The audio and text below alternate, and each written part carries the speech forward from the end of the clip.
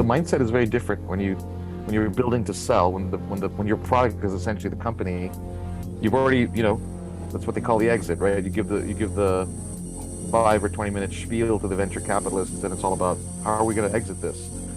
And so your whole notion is you're not treating the business as a being on its own journey. You're treating it as an asset that's being bought and sold.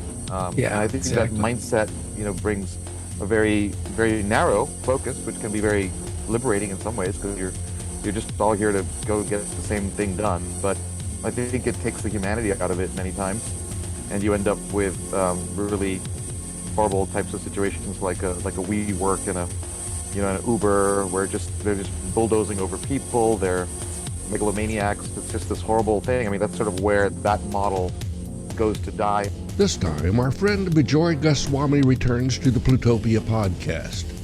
We explore bootstrapping your business versus venture capital funding, the human journey and the American journey, the great replacement theory, capitalism and greed, socialism, and religion as a product. Well, we should introduce Bijoy. Bijoy is a fairly interesting person, having grown up in the East and the West. He was born in India, moved to Taiwan when he was 10, Hong Kong when he was 14, came to the U.S. in 1991 to attend Stanford University, where he studied computer science, economics, and history, and completed an honors program in science, technology, and society. And Bijoy and I have been friends for a long time, and we were, what would you call us? We were like conspirators in the bootstrap. Collaborators, contributors, stewards. And that was, when did Bootstrap start? Bastille Day 2003, July 14th, 2003. Wow. Yeah. I guess that was a long time ago, wasn't it? It's crazy. So explain Bootstrap so that people will know what we're talking about. Bootstrapping or bootstrap the community, I guess, or maybe you need both. Well, yeah, kind of. Bootstrapping is a method of entrepreneurial activity that's complementary to, but different from, the funding-driven method, which is what gets a lot of attention and has a lot of the takes up a lot of the oxygen in the room with Silicon Valley and whatnot. But bootstrapping actually is at the heart of Silicon Valley's history, and I got interested in it way back at school. And then when I was bootstrapping my own company and people can get funding for their ventures in the early 2000s, post 9/11, post .com bust, I started gathering these folks together, and I just thought it was a one-off meeting at the Ginger Man pub, and I was very pleased with myself because I thought I was going to save a lot of time from these one-on-one meetings I was having with other entrepreneurs. And they couldn't get funding. I said, you should bootstrap it. That's the way the great companies got built, And then I thought I'll just introduce them and be done. And then it was, no, when's the next meeting? And then it was, when's the next meeting? We'd like to hear from some successful bootstrappers. And so then I didn't realize I was in the middle of building a community. And I learned how to turn the community building to the fellow community members, because I didn't want to, do more work. And so then when they had ideas, I would say, why don't you take that on? That'd be great. And so that's kind of this organism that we became part of, all of us. And each of us took on various roles of leadership and community. We could step in, we could step out. It was just a really great community. It was one of the early communities for entrepreneurship in Austin, along with like the Rice Alliance, I think, had their first founding meeting. They were on the same month or the same year, and a few others when we didn't really have an entrepreneur scene. And it became a wonderful place for all of us to grow, to learn, to hear from successful bootstrappers, to support each other, share our knowledge, our connections, our insights with each other. I'd say it was a really special, one gets nostalgic about such things, but I think it was a very special place. Yeah, exactly. I mean, there's a philosophy of business that is very common now. It's the kind of thing that people who get MBAs learn to practice, and it's that the idea is that you build a business to sell it. That Right. you build a business to exit in some way. And I always thought that we should pay more than lip service to the idea of building a business because you love the idea of the business and Yeah. because you really want to have the business and build it yourself and maybe hold it for a while, which is I think was much more common, before businesses started being produced like factory products. Yeah, And exactly. bootstrap, was one way to think about doing that, is that you bootstrap your business, but it may be that you intend to sell it at some point, or it could be that you intend to hold on to it. But I think the bootstrap thinking was a little friendlier to the idea of, having a business because it's your passion to have that business. Absolutely. And the mindset is very different when you're building to sell, when your product is essentially the company. You've already, that's what they call the exit, right? You give the 5 or 20-minute spiel to the venture capitalist, and it's all about how are we going to exit this. And so your whole notion is you're not treating the business as a being on its own journey. You're treating it as an asset that's being bought and sold. And Yeah, I think that exactly. mindset, brings a very, very narrow focus, which can be very liberating in some ways, because you're just all here to go get the same thing done. But I think it takes the humanity out of it many times, and you end up with really horrible types of situations like a WeWork and an Uber, where they're just bulldozing over people. They're megalomaniacs. It's just this horrible thing. I mean, that's sort of where that model goes to die and express its full completion. And I think there's just a lot to be. I remember when Steve Jobs back in the day said, as people were exiting these silly .com businesses and making millions of dollars, and he just said, I feel like you're missing out. You're missing out on the journey where Woz and I went. He had to sell his computer, and I had to sell my VW bug or van, and then we had to pull that money, and then we had to go find some customers and get some part. Like, he's like, you're not really building a business, and you're skipping all these steps to the exit, right? And so, yeah, I think fundamentally, I think that was why I was interested in bootstrapping, even though I was in the heart of Silicon Valley. It was all about venture capital and all of that, but I was very attracted to bootstrapping because I think fundamentally I am interested in stewardship of beings on our journeys, and how do we have this wonderful experience of life, and it's all too short, as time flies for all of us.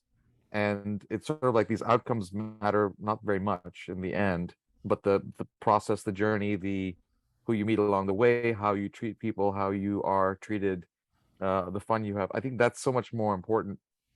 It's very hard to convince somebody who hasn't lived much that that's really important, but as you've lived more time, you start to realize that is what life is. It's a series of moments and instances that either contain joy or they contain suffering and strife, and all of those things. So I think, yeah, it was interesting for me in retrospect. I was always a bootstrapper because I fundamentally believe that was the right way to raise the kid, to that was the journey I wanted to be on. Whereas I think a lot of folks maybe who were part of Bootstrap Austin were bootstrappers because they tried to go the funding route and they couldn't get funding because that was the glamorous way that everybody's been sold and told they're supposed to start a company. And then they ended up bootstrapping, and of which many of them built some incredibly awesome businesses, successful. Some of them are still running their businesses. Some of them sold their businesses and had a great time doing it, Yeah, I mean, there was a fairly high failure rate, I know, but I think you have that high failure rate in all business. It's Yeah. hard to really get that ball over the line. But regardless of whether the people who were engaged in the Bootstrap network, whether they failed or succeeded in the business they were trying to bootstrap, they learned so much. I mean, there was so much exchange of knowledge within that group of people. And I Hmm. know I was a person who had been around for, a number of years doing a number of things where I really wasn't attempting to build or run a business. In other words, I was not an entrepreneur. And then I decided that I was interested in doing a business. I had a kind of business in mind. So when I engaged with Bootstrap, I didn't know a lot about business, and it was a real crash course. I learned a Hmm. lot, and I learned it pretty quickly. And part of that was just through sharing with people. Like one thing I remember is the Valley of Death groups that we had. You Yes. know, people who had their business was in the Valley of Death, as we called it, and the group that I was involved with had maybe 4 or 5, 6 people in it. Oh, the boot Uh, board that you had, the specific boot board of group that, yeah, would meet once a month. yeah, and Hmm. it was a really diverse set of people doing really different things, but learning a lot from each other. When Well, John and and I, you. Mhm. when John and I started Plutopia News Network, we I don't think we were so much thinking about bootstrapping. We just knew that we enjoyed doing this thing that we do, and we Mhm. knew there was no golden parachute that's going to be strapped to us. We're not going to get any big fortune out of this, but we enjoy the process of talking to people and learning about what's going on out in the world. And that's an important part of doing things is if you don't get something out of it that means something to you inside, then you're just wasting your time. Hmm. Yeah, and I've been using this term journey entrepreneurship. Where you're on this journey and you're connecting it. A purely economically driven entrepreneur doesn't care what they're doing as long as they can sell a lot of it and sell the company and make their money. They wouldn't care whether they were making beer or selling software or doing a podcast. But when you're on that journey and you're connecting that journey personally to this venture, you're extending your own journey, and that matters so much more. And I think that's the hard thing to me. It was always interesting because it was like when you talk about entrepreneurship, there was this default consideration that you were supposed to take this one path. And for me, that was always why I was an advocate of bootstrapping and became such, is because I didn't want to have people take a decision blindly. It's not that venture capital is some sort of bad path. It's its own path. It has its own rewards. It has its own beautiful things that it's created, great companies that have come out of that journey, and certain things that really need a ton of venture capital to succeed. Um, it was just that people were blindly considering that without considering the trade-offs and who they were, where they were on their journey, and maybe even where their venture was on its journey, right? There's a lot of ventures that when they're bootstrapped initially, they actually get to this place where they stumble into and they figure out their business model. And that's a great time to get connected with VCs who say, look, we've got all the capital to go scale that business model up. And that's, to me, that what unifies both the bootstrapping and the venture is that they're in search of new business models, right? They're both methods that are trying to discover new novel business models that haven't existed.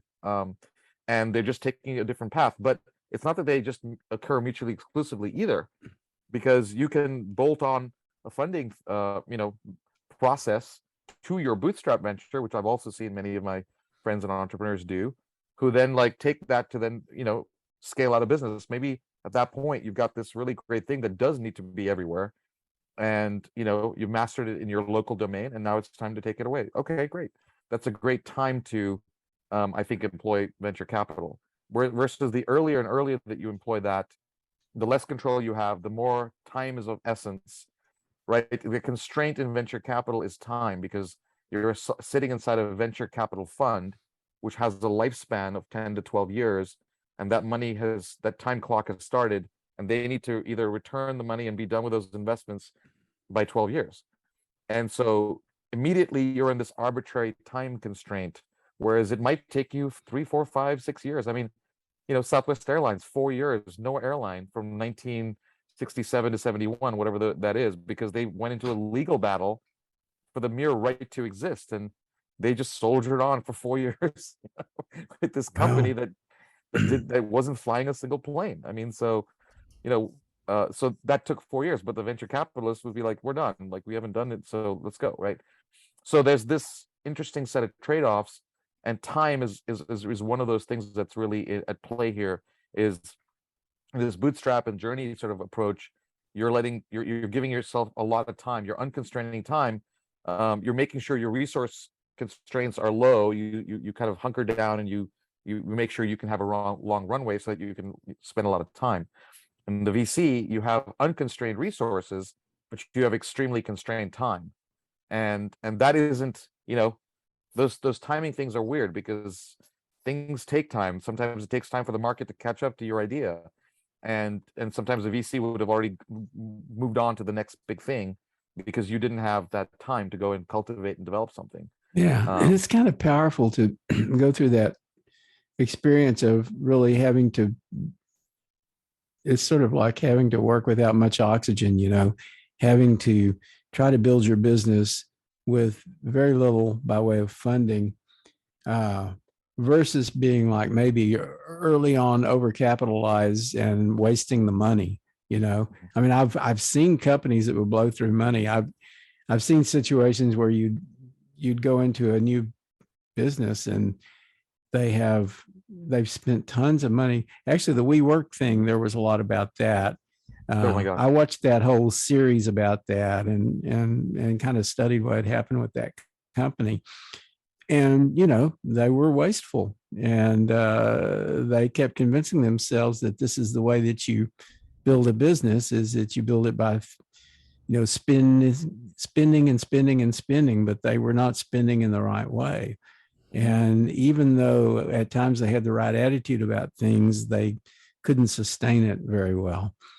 The right attitude, they couldn't sustain the right attitude, and they couldn't sustain the business ultimately. Well, there are a lot of businesses that went the venture capital route and suffered greatly. And you want to remember Sears, Roebuck and Company. They're not around anymore. They were basically murdered by their capitalization. I mean, it just became unsustainable. And that was my first job out of college. When I graduated from the University of North Texas, I went to work for the regional headquarters of Sears, Roebuck and Company. And I bailed pretty quickly because they were already in a death spiral. And this was in the the early 70s. And there are so many other companies you can see that went that same way. They said, "Oh boy, we've got all this money, let's go." And all of a sudden, somebody says the debt is due, and suddenly your company is no longer your company. It belongs to the guys who gave you the big bucks. Pulling of the plug. So, Bijoy, so you have a number of things that are sort of frameworks or, sort of philosophical approaches that you have worked through over the years. How did those relate to the Bootstrap network? Well, I think the Bootstrap network and that community sent me on my journey, in a way that I was being very cookie cutter, or I was sort of thinking in a mold of a certain kind of entrepreneurial archetype, Steve Jobs, Bill Gates, whatever that was back at the time. And then Bootstrap and Austin specifically got me to ask the question, well, what is Bijoy's journey? Not what is Bijoy's journey as channeled by ex, tech entrepreneur at the time. And I think through that, and then being in Austin, and then being in this very supportive community, I started doing things that I didn't expect to do, that I wasn't thinking to do. Even writing The Human Fabric as a book was not something that was in my purview. I just didn't think, why would I write a book? I'm a tech person, So what was, I think, very limited in my narrow blinders got opened. My perspective got opened, and I started really connecting to my own journey and what my journey had given me, and then slowly started to listen to the universe, hey, what about this? What about that? And it took me down this journey of saying that, what I'm fundamentally interested in is models, frameworks, how we approach things, and that sort of we run on a set of software. All of us are programmed, right? We have a set of hardware, and then nature gives us some programming, and then parents and society program, install a bunch of software. It takes about 18, 20 years, maybe longer, 22, 24. And then we kind of out here we are, we're out running the world with these models and software that we've been programmed on. But I couldn't just take the software that I was given for granted, because I got conflicting software. I got a Catholic mother and then a Hindu father, so that was two very different spiritual programs or models for how the world works and what salvation is and what the afterlife, whatever that is. So I couldn't just say, well, wow, cool. Whereas a lot of people who grew up in one particular society, one particular town, one particular, you just get that you get programmed in a certain way, right? And so I think I've always been interested in this notion of how do we steward our own journeys? How do I Bijoy? Because that was a question I had to ask myself. I had to ask myself, what's my accent? Because I was, from an Indian family, but going to an American school, living in a Chinese society. I mean, I could do all the accents. Well, what's my accent? I mean, how many people have to think about their own accent? Well, I had to decide what accent I was comfortable having, and then going with that, right? So I think these are, like, for me, it's always interesting to look at how we absorb frameworks, ideas, knowledge, and I think there's a gap. There's certain gaps in the way that we organize society, for lots of different reasons, that don't give us certain things that I think are very essential to understanding ourselves, understanding how the world works, where we are today.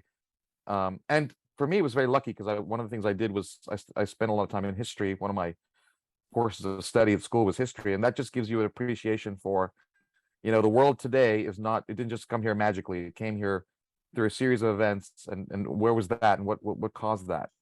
So, with bootstrapping, it was, hey, there's a path of entrepreneurship that no one's talking about, yet here it is. And so many of these successful entrepreneurs who continue to helm their companies,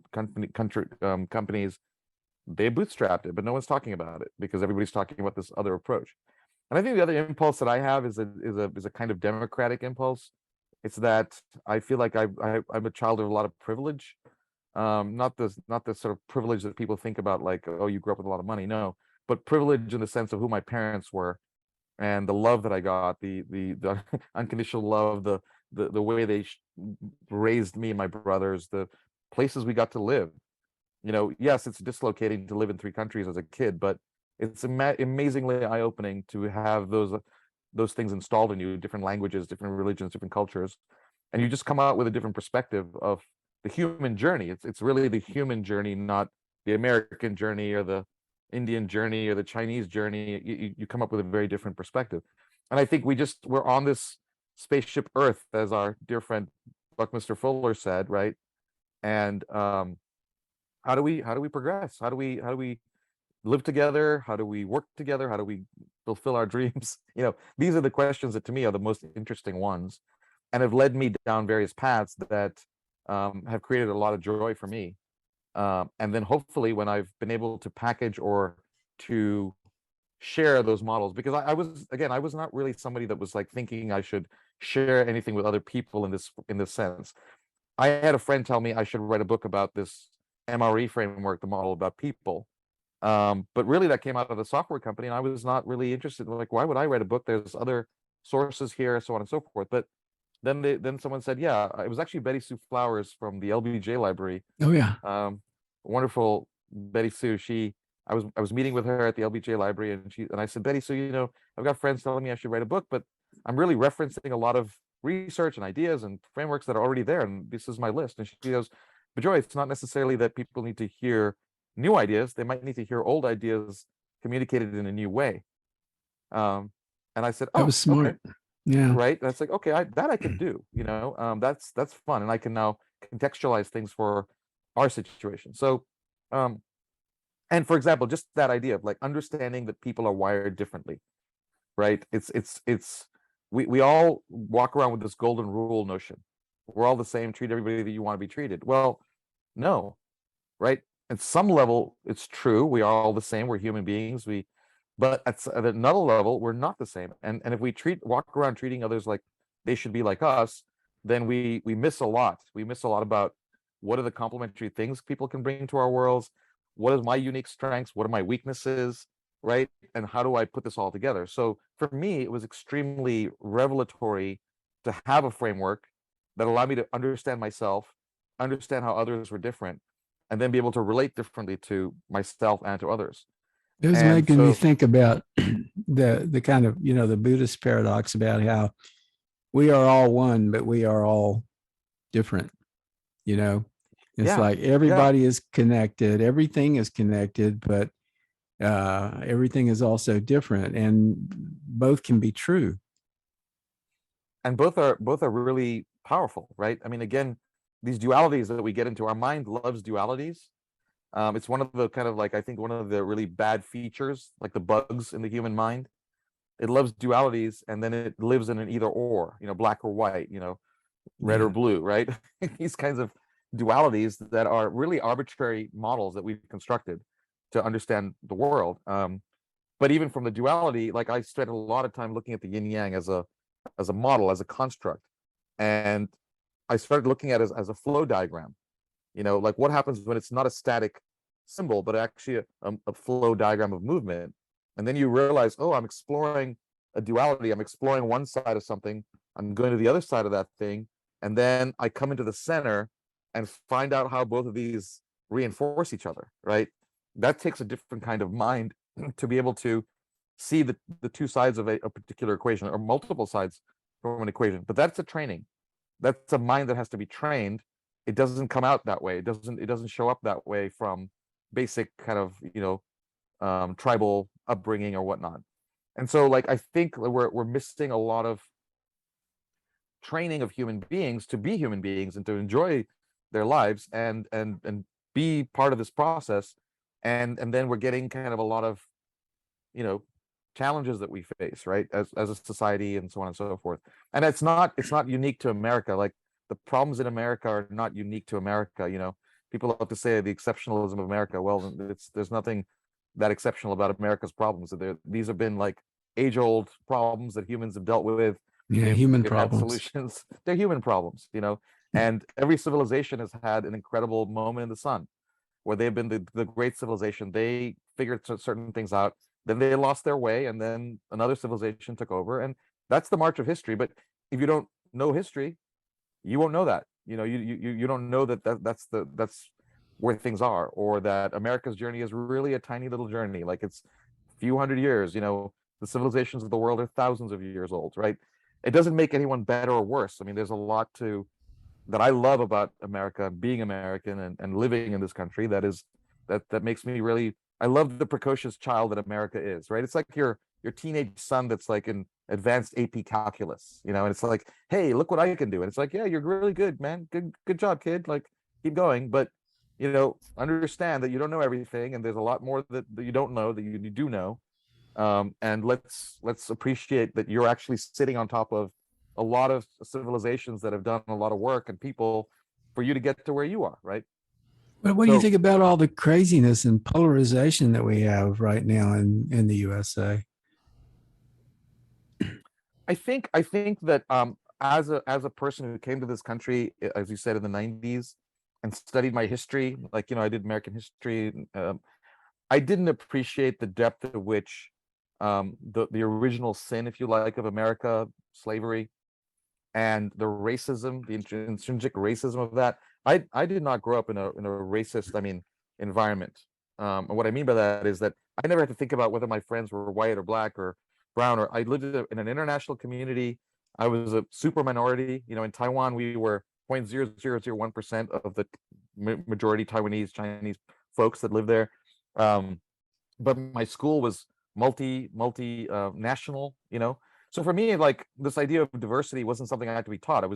I lived in a diverse place. I had different people that had different perspectives and histories and whatever. But like in the States, this journey of slavery, and then the problems that caused, and then even the Civil War. The Civil War didn't resolve those issues. There were many Obviously not. people, Yeah.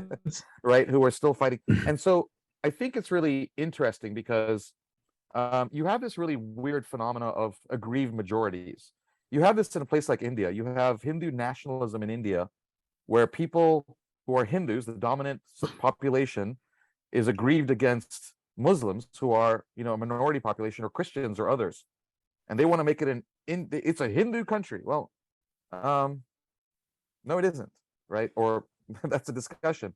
So in America, this sort of ongoing journey of, like, you had Reconstruction, and then you had the Jim Crow, right? You always have this progress, but then the fight back, and the progress and the fight back.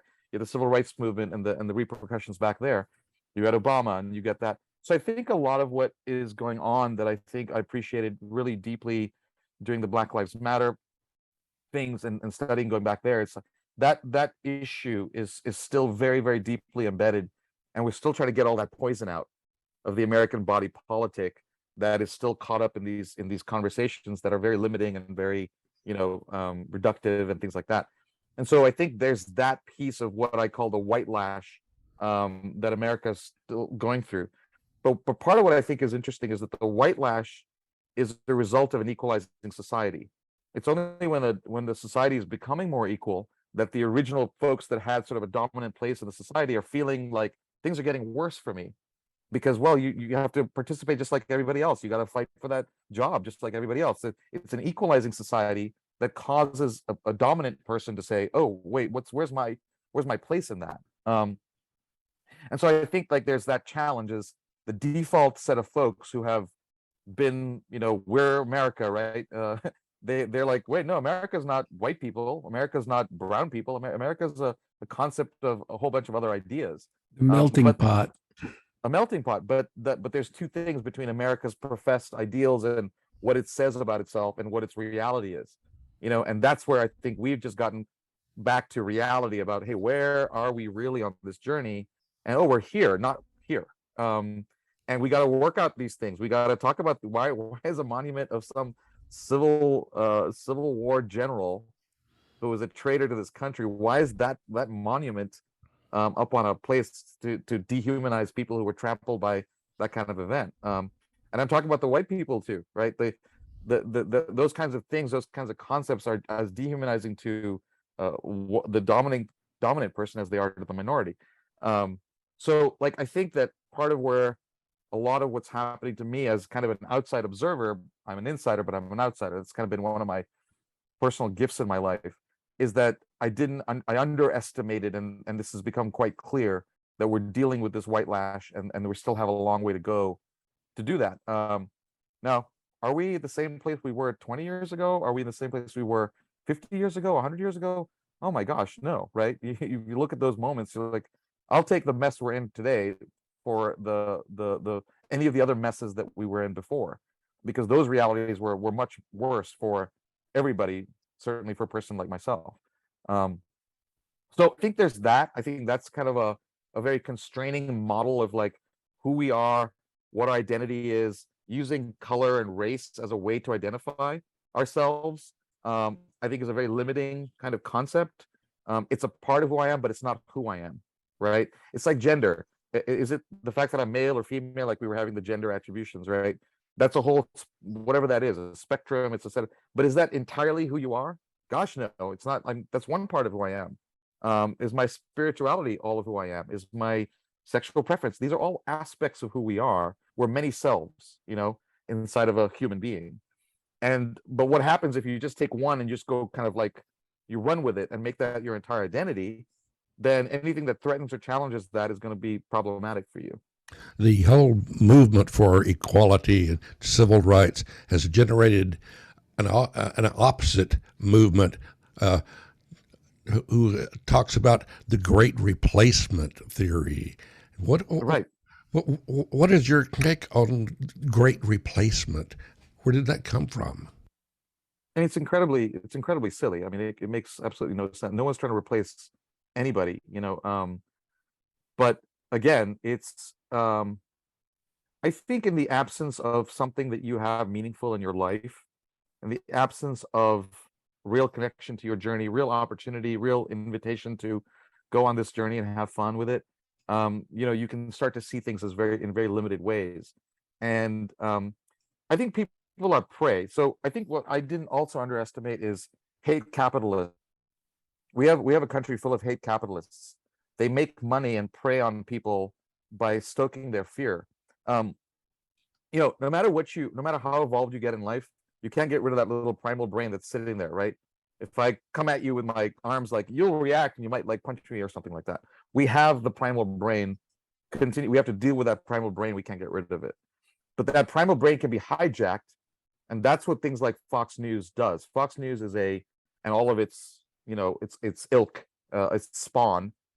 If you look at the history of Fox News, I mean, Fox News was first supposed to be just a competitor to CNN when Rupert Murdoch was trying to do that, and it was this guy Roger Ailes who said, no, no, no, you've got to give these people what they want to hear, and no one's speaking to them. Well, yeah, feeding people the garbage that they want to hear is not a good thing. That's going to just make them more ignorant. But that's what Fox News is. It's a hate capitalist enterprise. It wants to divide people. It wants to stoke fear. Oh, Christmas is being destroyed. Oh, your rights are being taken away. So people, in that world are in this defensive crouch because they have been instigated into that kind of mindset, and you can make money on that, right? Alex Jones spews his garbage and says blah blah blah. He says this vitamin will save you from the garbage I'm spewing. So he sets up the fear and then he provides the solution to that fear. So people can be hijacked. America is also very hijacked by capitalism. And what's interesting about that is because we are the best practitioner of capitalism, we are the best creator of entrepreneurship, and it's amazing, right? But we also then over rely on that hammer, that tool, to solve all our problems. We think capitalism can solve every problem. No, it doesn't solve every problem. There's a role for government, there's a role for science, there's a role for all these things. So the same thing happens. It's like, oh, there's an entrepreneur coming here selling me some snake oil. I'm going to buy some of that, right? The solution to all my problems is to a product I can buy or sell.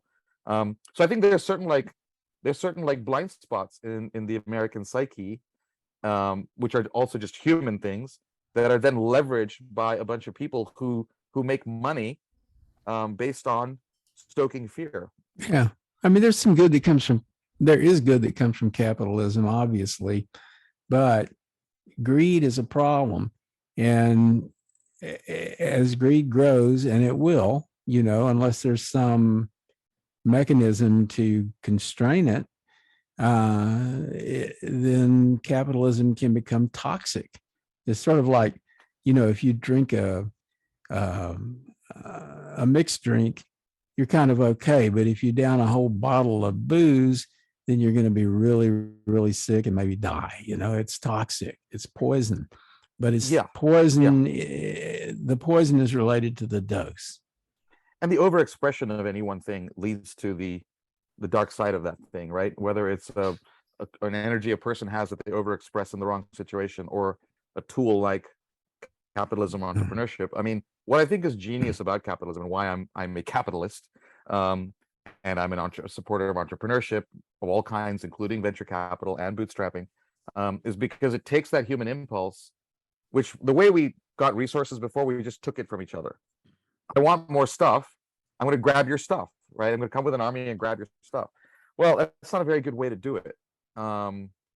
And so what capitalism did was a genius of understanding human nature and saying, we are greedy, but let's put that greed to productive use. Instead of taking your stuff, what happens if I make something you need? And if I solve a problem that you have, I can accumulate stuff because I've earned it rightfully. I've traded it with you. I've given you something you valued. That's the absolute genius of what capitalism is, and entrepreneurship, which is the engine inside capitalism. So that's, to me, like, we should not be going away from capitalism. I grew up in state-run economies. My first childhood, my childhood in India was in a socialist country, and I don't mean socialist the way people here don't actually understand the terms they're even using here, where they talk socialism. Like, no, it's socialist is where the government runs the actual economy, versus when we talk about socialism, we talk about certain things that have to be provided by the government.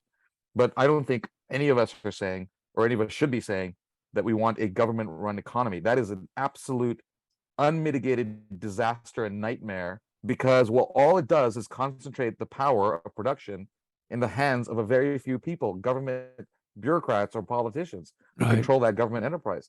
So you want this decentralized beauty that capitalism is, and everybody offers their products in an open marketplace. That's one of the greatest inventions of what I consider to be the 3 or 4 greatest inventions of humankind, is this process of entrepreneurship. But again, like anything else, it has a boundary.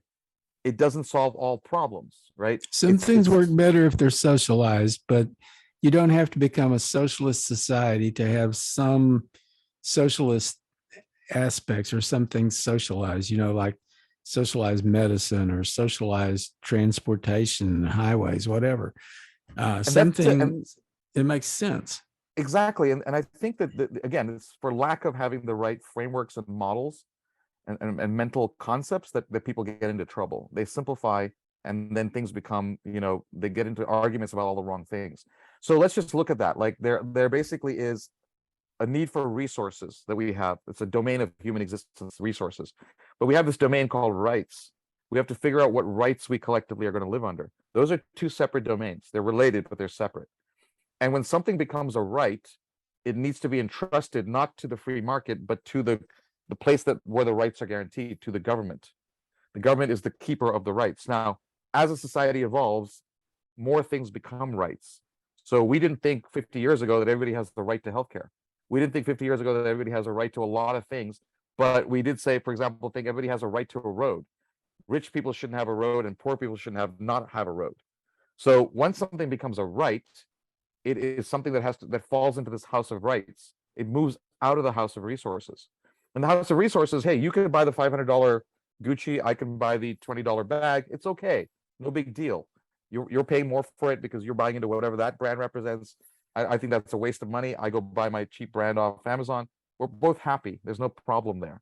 But when it comes to a right, when it comes to something we all agree societally that we should have, we can't leave that capitalism, because capitalism is going to do this differentiation thing and say, hey, I'm going to make this road better because the rich people can pay for a better road.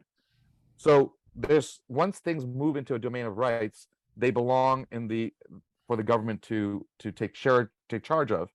And that's where people are getting kind of confused, right? It's in Europe, for example, kings ran things for thousands of years. So that second house of rights dominated. You didn't have an economy. You had the kings that would ran the economy, owned the economy, and dominate everything. So even with those places, when capitalism took its rightful place and kings got rid of, and they became democracies, they still looked to that second house of rights to solve a lot of their problems. Now, in their case, sometimes maybe too much, right? But in certain issues, like let's say healthcare, they're much further along than we are, because they know that everybody, to have a society, you need a basic level of healthcare that everybody needs to have. It's a basic right. So whereas in America, we're like, well, just pay for the healthcare that you want. Well, that's not going to work during COVID, as we learned. If somebody is sick, we're all sick. If we don't take care of the whole population, everybody's in danger. So that's the confusion that, for example, America's bias toward capitalism and entrepreneurship to solve its problems leaves it laggard in using the government and the House of Rights to solve certain things and ensure that things that should be given to everybody are given, a base level of X, Y, or Z. There are some people in this country who feel that their right to their freedom of religion to worship their whatever is being infringed upon. And in fact, religion has been hijacked in many places in this country by people that have no real interest in religion. It's become a political movement rather than a religious movement. How did we get to that point? Well, 2 things there. So number one, again, pastors in America are capitalists. Let's understand that, right? Religion operates in America as an entrepreneurial venture. They got to fight for these folks to come to your church and not the other church. And so it's become an entrepreneurial game. And an entrepreneur, what does an entrepreneur do? You got to differentiate your product. You got to talk about my version of Jesus's answer versus someone else's version. And you got all these different churches and prosperity churches and this church and that church. So that's not how religion has worked for a long time in other places. Like there's a doctrinal thing, and they go, this is what this great prophet or whatever said, and we're all just trying to understand that. That's not American. Like Christianity is a very interesting like version of Christianity that's very different from Christianity in Europe or other places, right? So I think that's again one of the things is that when your pastor is an entrepreneur trying to make money, they're motivated by selling you a product that you're going to like. So that's, I think, one issue. Now, the second issue is with the House of Rights, all rights are in competition with each other. That's the nature of working through that house. It's why debate is such an important, the form of speech in the House of Rights is debate, right? Hey, I'm for this motion. I'm against this motion. We should have this thing. We should not have. Who ayes and the nays? That's the nature of communication there, because we have to talk about, does this entity have more rights than this entity, right? Does the state have more rights than the individual, or the company have more rights than the city, or whatever those are? So it's all competing rights. Now, religion is interesting because it fits into this fourth house of meaning. Religion is a part of this fourth house of meaning, where we all get to, and we should be able to, decide our relationship to the cosmos and our kind of understanding, or our model for how should we relate to the universe, right? And that's what religion fundamentally at its core solves that problem. In fact, religion has always helped us with all of these houses. What's so interesting about religion. It's carried a lot of weight for humans for thousands and thousands of years to help us organize our society, to tell us what our laws should be, the 10 commandments, right? The code of whatever, right? The religion has supplied all those things, the meaning of life, who God is, how the world works. Religion told us about what the sun was. It was the sun god rising in the west. As we invented and cleaved these other houses through the scientific method, for example, right? Many of us, most of us, a lot of us don't use a 2,000-year-old book written by pre-scientific people to tell us how old the earth is. But that's because we took back from religion a thing that it never should have had the purview of. Religion is not about telling me how the world works. It has no tools or methods to help me discover how the world works. Science and the scientific method, it absolutely does, right? And that's only about 300 years old. The scientific method is only about 300 years old. So we have this interesting thing where some models of how we understand the world, like how old the world is, come from really old places. But yet we have science that's continuing to study the earth and say, no, actually it's whatever billion years old. But now what's a human being to do? I got one thing saying, this book that I believe in and it's supposed to get me to heaven is telling me the earth is this old. And then I've got this thing called science, which I might not understand or might not have been taught in school. So how do I evaluate whether the science answer is correct or this answer is correct? We've got this new bacteria virus coming through. Do I believe that guy on YouTube telling me that I can, get his special tonic, or do I believe the scientist who says, here's the research we've been doing for 200 years on viruses? So as a human being, it's a really complicated place. I don't think I'm answering your question quite directly, but what I'm saying is no, you're getting to the question of authority. Yeah. Which I think is an important question. Right. So the point of like your personally held beliefs or your personal models, okay, is what I call this house of meaning. We all get to run, like I can sit here and tell you, John, Scoop, you guys are wrong. The sky is made of stars, or it's made of, Coke bottles. And I can run with that. No one's going to ultimately be able to convince me, if I don't decide to be convinced, that the sky is made out of Coke bottles. We all get to hold arbitrary and ridiculous beliefs. And you know what? Humans have held completely ridiculous beliefs for the longest time. And that includes our belief about the cosmos and God and all of that. That's just a very complex question. Science doesn't really have good answers for that. It doesn't tell you whether a being is intelligently designed the universe. So you kind of have to decide that for yourself and then figure out, like, okay, if the being designed the universe, does the being care about what I do? And so that's the thing. Now, in the House of Rights, your arbitrary beliefs, if enough of us hold an arbitrary belief, then we might use that House of Rights to say, well, this is a law based on this arbitrary belief, right? So all of our personal meanings are aggregating into the House of Rights, where we say yay or nay to a law that says we have this right or not. So on the one hand, we do have a fundamental right to our own religion, our own meaning belief system, but we don't have a fundamental right to that if it's going to intrude on enough of us that say, wait a second, we don't agree with that, right? So the democratic solution to the rights problem is that we all get to participate in the rights making process. the pre-authority, as you were pointing out, John, system was the king, the church, whoever's in charge just gets to just make up the laws arbitrarily, right? And what we replaced that with, in the same way we replaced the scientific method with, sorry, the authority-based, science with scientific method, we replaced a monarch-based rights-making system to a process. Now, necessarily, that means that you and I are never going to agree on every single law, right? If I were the great king, I'd have certain laws, but I don't get to be the great king. We all have to make these laws together.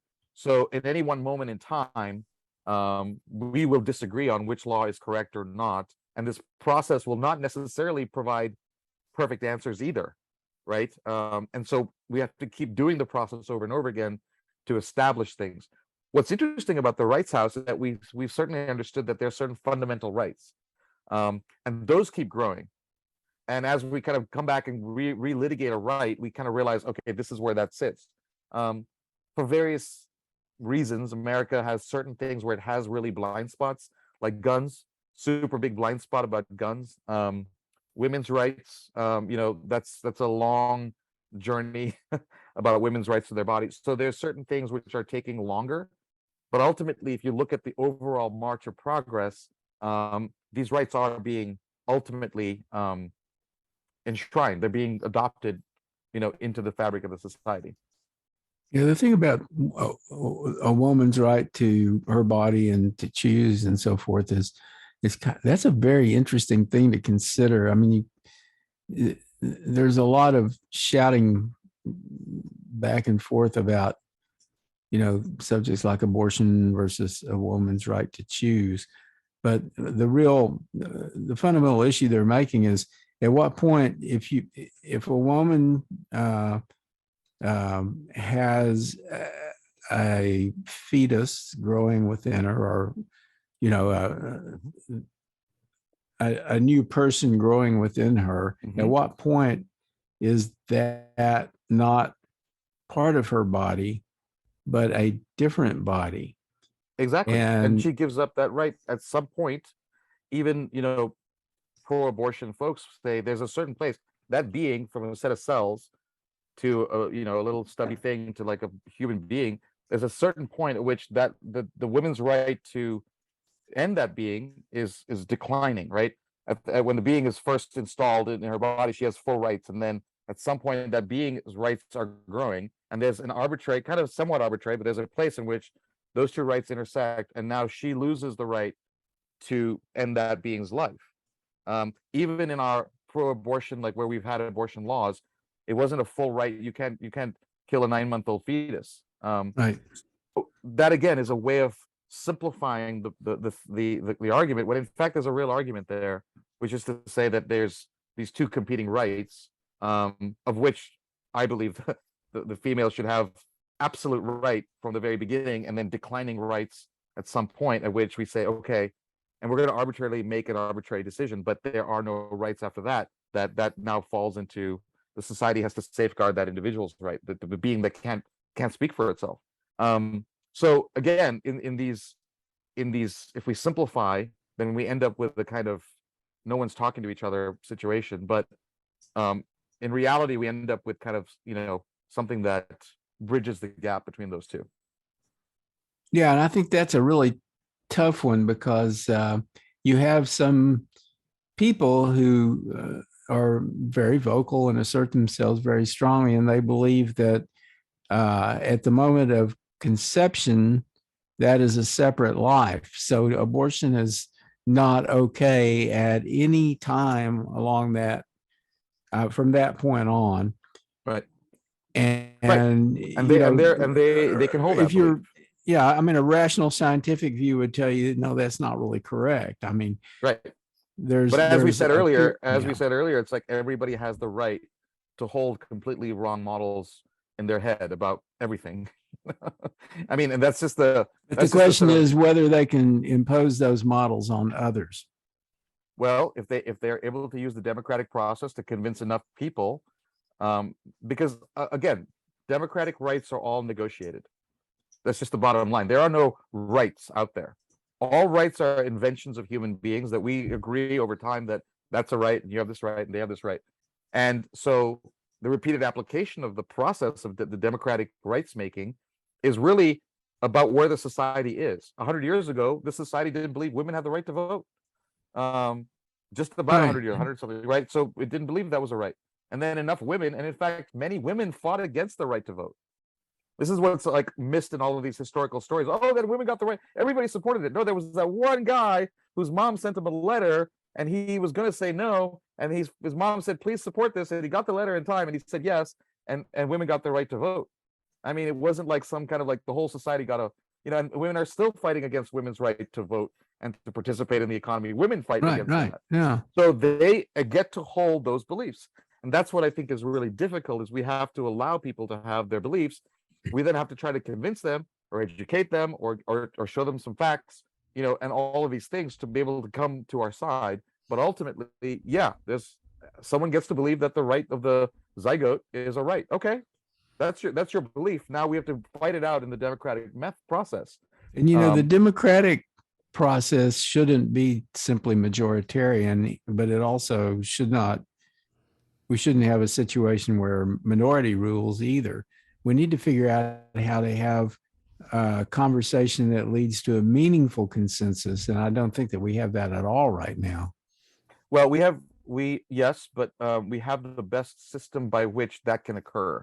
And what I mean by that is, if you study the history of Greek democracy or authoritarian, right? So all of us should agree, I think, and if we don't, then we're really back in a whole other conversation, that we prefer a democratic process to an authoritarian process. Because in the authoritarian process, if I'm king, it's all well and good, but if you come and kill me and you become king, now it sucks for me, right? So that logic is how humans organize their affairs for thousands of years. And the invention of democracy, which is the final implementation of a real working democracy. Greece was not a working democracy, because they didn't understand that you have to divide this process into 4 steps. The great invention of the American democratic method, which is now used across constitutions everywhere, is that you have a legislature, you have the polity that has the right to speak their voice. Then you have a legislature, some kind of legislative body that gets to make laws. Then you have an executive body that gets to ratify those laws. And then you have a judicial body, independent of all these bodies are independent, that gets to say, hey, do we think that law is constitutional or not? And that cycle can go many, many times. So, that's how it works. Does it work perfectly? No. Is it the best we've got and we can probably imagine? Absolutely, right? Short of everybody votes every single day of their lives for every single issue, and we do it that way. So this kind of system of separating these things out is a fundamental, I consider that the second great invention of human existence, is this idea that we have to have a process, imperfect as it is, where we can, continue to negotiate these rights. Yeah, I think some people haven't realized how close we came to not having a democracy. We were very much on the verge of an authoritarian government, and we got basically escaped by the skin of our teeth.